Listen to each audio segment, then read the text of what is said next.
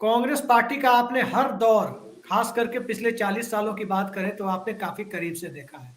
एक दौर जब कांग्रेस पार्टी 400 से ज्यादा सीटों के साथ सत्ता में थी। एक दौर जब कांग्रेस पार्टी विपक्ष में भी हुआ करती थी, तो 140 से ऊपर लोकसभा सीटों के साथ हुआ करती थी। कई कई राज्यों में खुद के बूते की सरकारें हुआ करती थी। लेकिन इस कांग्रेस पार्टी को दो लोकसभा चुनाव में जब दो अंकों में 50 सीटों के आसपास सिमटना पड़ा, राहुल गांधी को तमाम सांगठनिक जिम्मेदारियां छोड़कर सड़क पर आना पड़ा, और सड़क से कांग्रेस को संसद तक पहुंचाने की जो एक कवायद है, ये पिछले 75 दिनों में कहां तक पहुंची है आपके आकलन के अनुसार? देखिए अभिषेक जी, सबसे पहले तो आप सबको नमस्कार, सभी मित्रों को। और अपना रविकांत जी तो चाय पी रहे हैं और हम लोगों को ललचवा रहे हैं तो लेकिन अच्छा है, मौसम भी ठंडा हो रहा है। लेकिन राजनीति गर्म है देश की। मौसम जैसे जैसे ठंडा हो रहा है वैसे वैसे राजनीति गर्म हो रही है। हिमाचल के बाद अब गुजरात पूरे शबाब पे है, वहां का चुनाव। दिल्ली में एमसीडी का चुनाव पूरे शबाब पे है। और राहुल गांधी की पदयात्रा तो पिछले 75 दिनों से आप देख ही रहे हैं किस तरह से एक नए आयाम बना रही है। कन्याकुमारी से पहले मैं जब उदयपुर के चिंतन शिविर में इस पदयात्रा की घोषणा हुई थी जी, तो किसी ने गंभीरता से नहीं लिया था इसको। ना राजनीतिक दलों ने, ना हमारे आपके जैसे विश्लेषकों ने, जी, और ना ही कांग्रेस पार्टी के नेताओं ने और कार्यकर्ताओं ने। सबको लगता था ठीक है, घोषणा हो गई है, यात्रा निकलेगी, कुछ लोग यात्रा के लिए नियत कर दिए जाए, तय कर दिए जाएंगे, वो यात्रा करेंगे, बीच बीच में राहुल गांधी शामिल हो जाएंगे, फोटो ऑप होगा, उसके बाद फिर राहुल गांधी अपना कभी विदेश चले गए, कभी कहीं चले गए, जैसे कि उनकी शैली रही है, वो अपना कर देंगे। तो ये इस तरह यात्रा अपना एक औपचारिकता बनकर रह जाएगी। और 2 अक्टूबर से यात्रा होनी थी, बाद में उसको प्रीपोन किया गया, सितंबर से शुरू हुई। तो किसी ने गंभीरता से नहीं लिया था। फिर ये हुआ कि राहुल गांधी इस यात्रा में रहेंगे, वो नेतृत्व करेंगे, उनके साथ पूरी टीम बनेगी, धीरे धीरे उसमें जिम्मेदारियां दी गई। तो थोड़ा सा लगा कि यात्रा निकले, फिर भी तमाम किंतु परंतु लगे हुए थे। कन्याकुमारी से जब यात्रा शुरू हुई और उसके बाद धीरे धीरे उस यात्रा को जिस तरह से जो लोगों का समर्थन मिलना शुरू हुआ, कन्याकुमारी तमिलनाडु का में है, और तमिलनाडु वो राज्य है जहां कांग्रेस पार्टी का बहुत ज्यादा जनाधार नहीं है। उसके सहयोगी दल डीएमके की सरकार है, कांग्रेस भी शामिल है उस सरकार में, लेकिन सांगठनिक तौर पर कांग्रेस वहां पिछले कई वर्षों से, कई दशकों से जो है बहुत कमजोर है। कभी वो एआईडीएमके के साथ, कभी डीएमके के साथ इस तरह करती रही। लेकिन वहां जब लोग जुड़ने लगे उस यात्रा में और जिस तरह से पब्लिक रिस्पांस मिला, तो थोड़ा सा कान खड़े हुए सत्ता प्रतिष्ठान के भी, और हम सब लोग गंभीरता से लेना शुरू किया। और फिर देखिए, फिर विवाद शुरू हुए कि वो राहुल गांधी कितने हजार की टी शर्ट पहनते हैं और क्या है ये सब। और वो एक केंद्रीय मंत्री ने भी कह दिया कि वो तो विवेकानंद को भी याद नहीं किया उन्होंने, जबकि विवेकानंद की मूर्ति को प्रणाम करके उन्होंने शुरू किया था। खैर वो सारे प्रचार सब जो है वो किनारे हो गए, यात्रा आगे बढ़ती गई। फिर केरल के बाद तेलंगाना, आंध्रा, और होते हुए यात्रा कर्नाटक के बाद महाराष्ट्र पहुंची, और महाराष्ट्र का भी दौर पूरा कर चुकी है। और अब मध्य प्रदेश 23 तारीख को एंटर करेगी। राहुल गांधी आज गुजरात में है। बड़ा चर्चा हुई कि वो हिमाचल नहीं गए, गुजरात जाएंगे कि नहीं जाएंगे। और कई सारे लोगों ने, मतलब सबसे ज्यादा तो चिंता कांग्रेस पार्टी से ज्यादा उनके विरोधियों को थी कि राहुल गांधी हिमाचल क्यों नहीं जा रहे, गुजरात क्यों नहीं जा रहे। मतलब जैसे मैं कहूँ कि अभिषेक जी दाल रोटी क्यों नहीं खा रहे हैं, सब्जी क्यों खा रहे हैं, मतलब किचन आपका है, चिंता मुझे हो रही। तो वो उस तरह से था। लेकिन जो यात्रा को समर्थन मिला है और जो हम लोगों ने देखा है, देखिए मुख्य धारा का जो मीडिया है वो तो दिखा नहीं रहा उसको, छोटी मोटी कहीं हुई क्लिपिंग है। जब विवाद था तब जरूर कुछ चर्चाएं हुई, लेकिन बाकी उस यात्रा का जैसा कवरेज होना चाहिए और पत्रकारिता के हिसाब से, मैं ये नहीं कह रहा हूँ कि कांग्रेस उस यात्रा का आप समर्थन ही करिए, आप आलोचना भी करिए। अगर आप रेगुलर उस यात्रा को कवरेज देंगे तो उसके जो डिफरेंट कलर्स ऑफ द यात्रा हैं वो दिखाई पड़ेंगे, और उसकी जो कमियां हैं वो भी सामने आएंगी। लेकिन एकदम ब्लैकआउट ही किया हुआ है यात्रा को मुख्य धारा के मीडिया ने, टेलीविजन चैनलों ने, अखबारों में भी थोड़ी बहुत कभी खबर आ जाती है। लेकिन चंद्रशेखर जी की यात्रा हुई थी इस देश में, जी। हम लोगों को याद है उस समय के अखबार, उस समय के संपादक, उन्होंने रिपोर्टर्स भेजे थे, अलग अलग लगाए थे कि भाई 2 राज्यों में आप रहेंगे, 3 में आप रहेंगे, 1 में आप रहेंगे, और लोग गए, उन्होंने कवर किया। पंडित उदयन शर्मा जी जो रविवार के संपादक थे, वो तो उस समय थे, वो तो पूरी यात्रा में साथ चले थे। जी। तो उस समय उसका कवरेज हुआ, पुराने अखबार उठा के देखिए, रोज खबर छपती थी चंद्रशेखर यात्रा की। जी। लेकिन राहुल गांधी की यात्रा की अगर सोशल मीडिया इतना मजबूत नहीं होता तो शायद वो यात्रा जो है बिल्कुल कहीं बियाबान में खो गई होती, जंगल में मोड़ नाचा किसने देखा वाली स्थिति हो जाती। लेकिन सोशल मीडिया और जिन राज्यों से ये यात्रा निकली है, वहां का मीडिया, वहां के अखबार, वहां के टेलीविजन चैनल, उन्होंने इसको पर्याप्त कवरेज दिया है। लेकिन विनोद अग्निहोत्री जी, एक चीज में माफी चाहूंगा, आपको इंटरप्ट कर रहा हूं। एक चीज मुझे कई सारे लोगों से शिकायत मिली है, कांग्रेस पार्टी के कुछ लोगों ने भी इस बात को माना कि आज के जमाने में जैसे राजनीति बदल गई है, चुनाव बदल गया है, जो जो नई टेक्नोलॉजिकल एडवांसमेंट है, जिसको आजकल लोग आईटी सेल के नाम से जानते हैं, वो जैसे बीजेपी आम आदमी पार्टी का आईटी सेल मजबूत दिखता है, कांग्रेस पार्टी अभी उस पर बहुत काम नहीं कर पाई है। नहीं, ये कई सारे आपकी बात अर्ध सत्य है।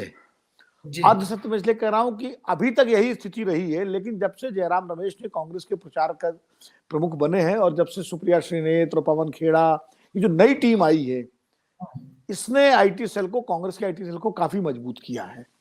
पहले तो बिल्कुल कांग्रेस के आईटी सेल नाम की चीज नहीं थी। कुछ समय पहले दिव्या स्पंदना ने जब संभाला था, जब चुनाव हो रहे थे, उस वक्त काफी एग्रेसिव उसमें आया था, उसकी भूमिका थी। लेकिन बाद में फिर वो ठंडी पड़ गई और एकदम उसका, लेकिन अब ये टीम फिर एक्टिव हुई। अभी कल ही बात हो रही थी, अभी कम से कम 70-80 लोग जो है नए उसमें रिक्रूट किए गए, एम्प्लॉय किए गए हैं, जो पूरी टीम चल रही है। और आप देखिए जिस तरह से इस समय, अगर आप ट्विटर, मैं तो ट्विटर पे ज्यादा रहता हूँ, फेसबुक पे इतना नहीं रहता, व्हाट्सएप और ट्विटर पे या यूट्यूब पे, आप देखिए जितना इस यात्रा को लेकर के और राहुल गांधी उसको लेके जो पॉजिटिविटी सोशल मीडिया पे आ रही है, वो आईटी सेल की वजह से भी तो आ रही है।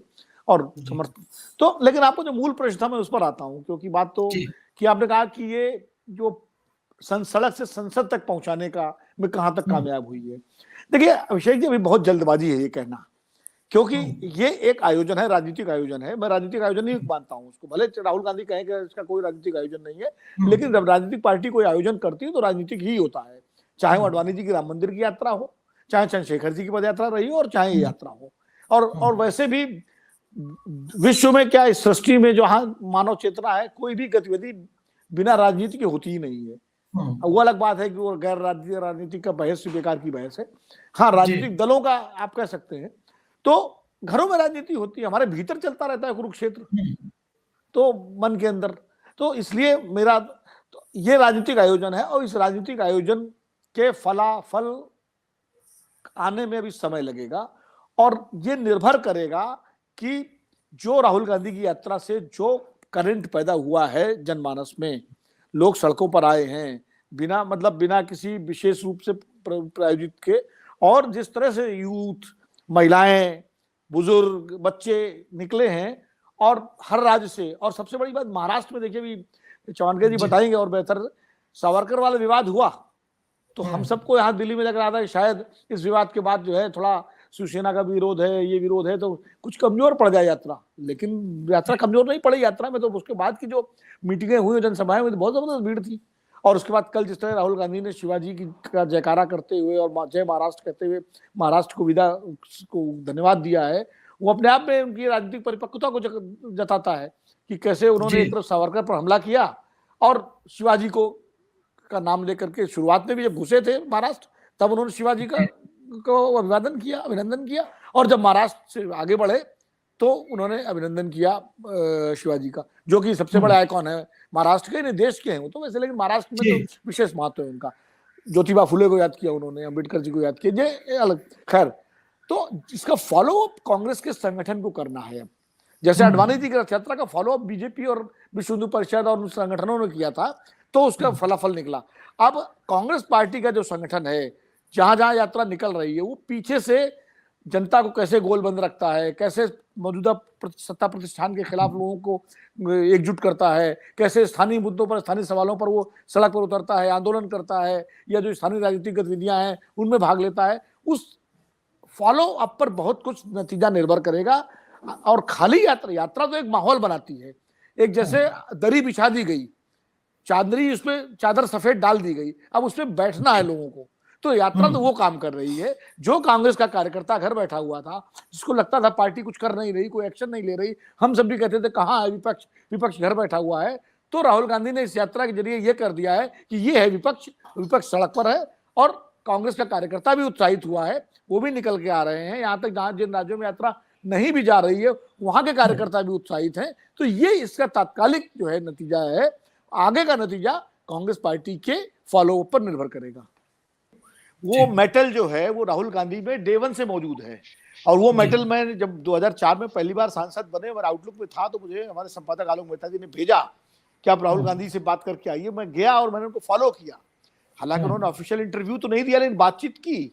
और जिस तरह उस वक्त वो अमेठी क्षेत्र में सांसद के रूप में लोगों से मिल रहे थे, उनको सीखने की प्रवृत्ति थी, तो उस वक्त मैंने पहचाना उनको। फिर 2017 के विधानसभा चुनाव में मैंने उनका इंटरव्यू किया। फिर 2019 के लोकसभा चुनाव में मैंने उनका इंटरव्यू किया। और मैं बार बार इस बात को कहता रहा, बल्कि हमको तो तमाम मित्रों के बीच में हमारे सुनीलम जैसे, डॉक्टर सुनीलम जैसे मित्र आ गए हैं, आंदोलनकारी लोग हैं ये लोग, जो ये लोग हमेशा, मतलब सुनीलम तो नहीं कहते थे, और ऐसे ही तमाम सारे हमारे समाजवादी मित्र कहते थे यार तुम्हारा राहुल प्रेम कुछ ज्यादा ही है। और जब पूरी, हाँ मुझे मालूम है अजय जी, आप वो दिखाइए नहीं, मैं आपकी बात का पूरा भरोसा कर रहा हूँ। तो वो जो है, तब भी मैं कहता था कि ये व्यक्ति ऐसा है कि 2-3 इस व्यक्ति के अंदर विशेषताएं हैं। पहली विशेषता ये है कि इस व्यक्ति की, जिसको जो जिम्मेदारी मिलती है, ये सिर्फ उसी पर फोकस करता है। दिक्कत ये थी कि राहुल गांधी अमेठी से महज सांसद थे, तो सिर्फ अमेठी लोकसभा क्षेत्र पर फोकस कर रहे थे। और कांग्रेस के नेता और कार्यकर्ता चाहते थे वो संजय गांधी की तरह व्यवहार करें, क्योंकि सोनिया गांधी के बेटे हैं, वो राजीव गांधी की तरह पूरा देश देखें। और राहुल गांधी के पास जाते थे, राहुल गांधी कहते थे आप जाके प्रभारी से बात करिए या कांग्रेस प्रेसिडेंट से बात करिए, मुझसे मेरे पास बताइए। तो बाहर आगे कहते थे यार ये तो बड़ा बेकार का आदमी है, तो अजीब आदमी है। वो फिर उनके खिलाफ जो है दबेचुई बात करते थे। राहुल कहते थे मुझे खाली ये देखना है अमेठी, क्योंकि उनको अमेठी की जिम्मेदारी थी।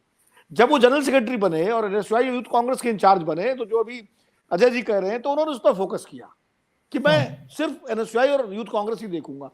कांग्रेस ही चाहते थे कि वो कर्नाटक के प्रभारी को बदल दें और मध्य प्रदेश के पीसीसी चीफ को बदल दें और ये कर दें, क्योंकि सोनिया गांधी के बेटे हैं। राहुल गांधी ने मना कर दिया, मेरा ये काम नहीं है, उन्होंने नहीं किया। जब वो उपाध्यक्ष बने, तब उन्होंने उपाध्यक्ष के रूप में कुछ फैसले लेने शुरू किए और फैसलों को प्रभावित करना भी शुरू किया। और जब अध्यक्ष बने तो उन्होंने वाकई फैसले लिए। और उस समय तो वो उनका एक स्वभाव का हिस्सा है कि उनकी शैली है कि जो काम उनको दिया जाता है रहा पार्टी की तरफ से, वो वही करते रहे। एक दूसरा उनका क्या है कि जो वो सोचते हैं वही बोलते हैं, जो राजनीति में आज के जमाने में एक अयोग्यता मानी जा सकती है कि आप सोचिए कुछ, बोलिए कुछ।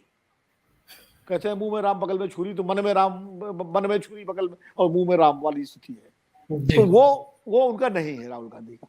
अब कई बार लोग कहते यार ये क्या बोल दिया, कांग्रेस के नेता कहते थे अरे ये क्या बोल दिया, ये तो नहीं बोलना चाहिए था, अरे ये तो नहीं करना चाहिए। लेकिन वो राहुल गांधी का स्वभाव, वो प्रवृत्ति थी, वो जो दिल में है वो मुंह पे आ जाता था साफ। अगर उनको, मैं मिलने गया उनसे और उनको मुझे मेरा वो पसंद नहीं, तो कह देंगे आपको ये पसंद नहीं है मुझे, और ये तरीका ठीक नहीं है। तो वो स्पष्टवादिता जो राहुल गांधी की थी, वो भी कांग्रेसियों को अखरती थी। तो पप्पू बनाने का काम पहले कांग्रेसियों ने किया भाई, बीजेपी तो बाद में कूदी उसमें। पहले तो कांग्रेस के, तो 24 अकबर रोड जाता था एआईसीसी, तो बड़े बड़े कांग्रेसी दिग्गज फुसफुसा कहते थे अरे यार ये तो चलेगा नहीं, पता नहीं, समझ नहीं आता, रिलेक्टेंट है, भाग जाता है, ये करता है, वो करता है। मतलब जितनी सारी चीजें राहुल गांधी के बारे में चलती थी पहले कांग्रेस ने चलाई। लेकिन अब ये नहीं, मुझे पूरा कर लेंगे, क्रम टूट जाएगा। तीसरी बात जो बता रही जी, पहली बात ये, दूसरी ये कि वो जो मन में है वो, और तीसरी बात जो राहुल गांधी की है कि जो ठान लिया सो ठान लिया, जो ठान लिया सो ठान लिया। तय कर लिया कि 2019 में इस्तीफा दिया तो मुझे अध्यक्ष नहीं बनना है तो नहीं बनना है जी। तय कर लिया कि परिवार का लोग व्यक्ति नहीं बनेगा तो नहीं बना, चुनाव से बनेगा तो चुनाव से ही बनेगा। ये उनका यात्रा निकालने का जब तय किया, तो मुझे अच्छी तरह मालूम है कि कई उनको सुझाव दिया गया कि आप पूरा मत चलिए, आप बीच में शामिल हो जाइएगा, आपके और सारे काम हैं, ये है वो। उनका नहीं, मैं यात्रा जहां से शुरू होगी वहां से चल के और समापन जहां होगा वहां तक चलूंगा, पूरी यात्रा में चलूंगा। सुझाव दिया गया कि कार से निकाली जाए, रथ निकाला जाए, बजाय उनका नहीं पदयात्रा होगी। तो जो ठान लिया, तो ये 3 गुण राहुल गांधी के हैं। और चौथी बात जो करने जा रहा हूं, प्रयोग धर्मी व्यक्ति है वो। उस व्यक्ति ने कांग्रेस पार्टी के डेमोक्रेटाइजेशन का प्रयास किया सबसे पहले, जब एनएसयूआई और यूथ कांग्रेस में चुनाव के जरिए कहा कि हम होना चाहिए, ये नेता कैसे अपॉइंट करेंगे, चुनाव हो रहा है, उसको फ्लॉप किया कांग्रेस के नेताओं ने, दिग्गजों ने, क्योंकि तब वो अपने आदमियों को लाने में असफल हो रहे थे। और तब उन्होंने कहा इससे पार्टी टूट जाएगी, संगठन टूट जाएगा, ये तो गुटबाजी हो गई। वो ऐसे कहने लगे जैसे पहले गुटबाजी थी ही नहीं कांग्रेस में, गुटबाजी। और उस पूरे प्रोजेक्ट जिसकी बात अजय जी कह रहे हैं, उस पूरे प्रोजेक्ट को फ्लॉप कर दिया। उन्होंने कहा कि प्राइमरी के जरिए उम्मीदवार चुनाव होंगे, तय होंगे। पायलट प्रोजेक्ट दिया 2014 में कि प्राइमरी करेंगे हम पार्टी में, फिर वो फेल कर दिया, वो नहीं होने दिया। तो फिर इसको भी फेल करने की तैयारी थी। जो आज खड़गे साहब अध्यक्ष बने हैं, इसको भी पूरी तरह से फेल करने की पूरी तैयारी थी कि नहीं राहुल जी नहीं तो प्रियंका जी आ जाए, नहीं सोनिया जी ही चलती रहे। तो लेकिन ये राहुल गांधी की दृढ़ता थी, क्योंकि नहीं परिवार से कोई नहीं तो कोई नहीं। तो ये चीजें, प्रयोग धर्मिता हृदय में जो है वो बाहर, जो काम सौंपा गया वो करना, और दृढ़ता, ये 4 गुण राहुल गांधी के आज सबके सामने आ रहे हैं निकल करके।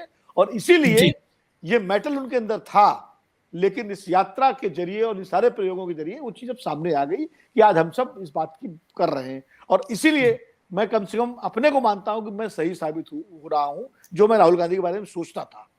तो ये मुझे इस बात का, और नहीं आप सदैव सही रहे हैं भैया। नहीं एक चीज आप संक्षेप में बताइए, क्योंकि एक सोशल साइंटिस्ट से मेरी बात हो रही थी 1-2 दिनों पहले। उन्होंने कहा कि एक टर्म इस्तेमाल किया, कम्युनल फैटिग। कहा कि ये जो सांप्रदायिकता का नैरेटिव जो सेट किया गया था, खासकर 9/11 के बाद जो पूरी दुनिया में माहौल बना एक धर्म विशेष के खिलाफ, उसको 2014 के खिलाफ, 2014 के बाद कैश किया जाना शुरू हुआ भारत में। उस परिस्थिति में अब धीरे धीरे वो कम्युनल लाइन ब्लर होती दिखी है, और कांग्रेस पार्टी ने इसका इंतजार किया यात्रा निकालने के लिए। इस बात में आपको कितनी सच्चाई लगती है? ये बड़ा सही सवाल आपने किया, क्योंकि मैं अभी हमारे मित्र सुनील जी ने कहा था कि अगर ये पहले होता 2019 से पहले तो ज्यादा होता। मुझे लगता है ये बात मैं सहमत नहीं हूं। 2019 से पहले अगर करते तो ये फ्लॉप हो जाती यात्रा। और क्यों फ्लॉप हो जाती? जो आप फटीक बता रहे हैं ना, कम्युनल, वो जो फ्रेंजी थी उस समय बहुत जबरदस्त थी, और वो फटीक अब आना शुरू हुआ है, नंबर 1।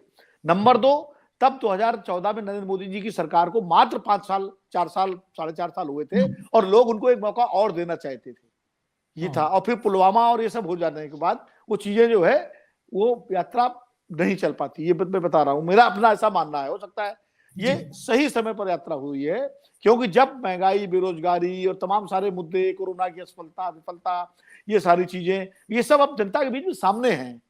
चीन का अतिक्रमण, अब जनता, जब कुछ कोई चीज छिपी नहीं है, सब सामने है, कोई तो ऐसे में निकलना जो है, उसके पहले, और ये भी बता दूं आपको कि ये यात्रा निकालने का साहस कांग्रेस पार्टी में और राहुल जी में कहां से आया?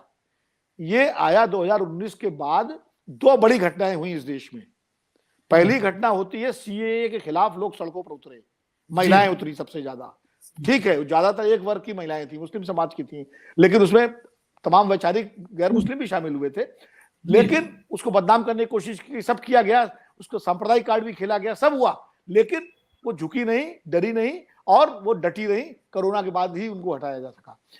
वो उस घटना ने वो मिथ तोड़ा कि लोग सड़कों पर नहीं आ रहे।